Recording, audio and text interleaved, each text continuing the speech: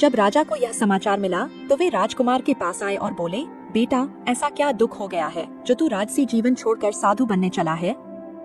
हमारे बुढ़ापे का सहारा और होने वाला राजा क्यों यह कदम उठा रहा है? राजकुमार ने विनम्रता से उत्तर दिया, पिताजी, मेरे मन में अब मंदाकिनी बस चुकी है, उसके सिवाय कुछ भी नहीं दिखाई देता। राजा बोले, बेटा, तुम समझदार हो, फिर भी नादानी की बातें कर रहे हो।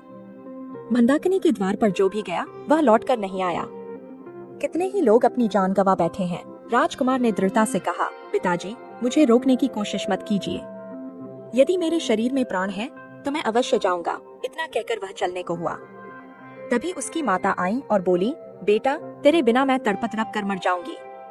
ऐसा मत कर, क्यों राजपाट छोड़कर मृत्यु को गले लगाने जा रहा है? परंतु राजकुमार पर माँ की बातों का भी कोई असर नहीं हुआ।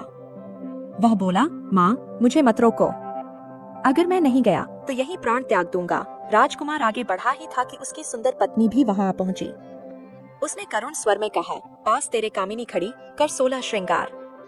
छोड़ चले मजदूर में, कहा मुझे भरतार। राजकुमार देवव्रत ने उत्तर दिया, रानी, मन मंदिर दिल करो उदास, चंद्र रोज के बीच में लौटा हूँ तेरे पास। यह कहकर राजकुमार वहाँ से चल पड़ा। उसकी बात सुनकर रानी दुख से व्याकुल होकर भूमि पर गिर पड़ी, परंतु राजकुमार पर इसका कोई प्रभाव नहीं पड़ा। वह दृढ़ संकल्प के साथ आगे बढ़ता गया। राजकुमार देवव्रत सभी बंधनों को तोड़कर वन की ओर रवाना हो गया। उसके मन में अब बस राजकुमारी मंदाकिनी की लगन थी। लंबी यात्रा के बाद वह कंचनपुर पहुंचा और राजकुमारी के महल के सामने योगी बनकर आसन जमा लिया। संयोगवश एक दिन राजकुमारी मंदाकिनी महल की खिड़की से बाहर देख रही थी। तभी उसकी दृष्टि योगी बने देवव्रत पर पड़ी। राजकुमार देवव्रत तो जैसे उसी पल का इंतजार कर रहा था। राजकुमारी ने जब उसे देखा तो वह भी उस आकर्षक नौजवान पर मोहित हो गई। उसने पूछा, हे योगी, तुम कौन हो? ऐसा क्या कारण है जो तुमने भरी जवानी में अपना देश और गृहस्थ जीवन छोड़ दिया और साधु का वेश धारण कर लिया?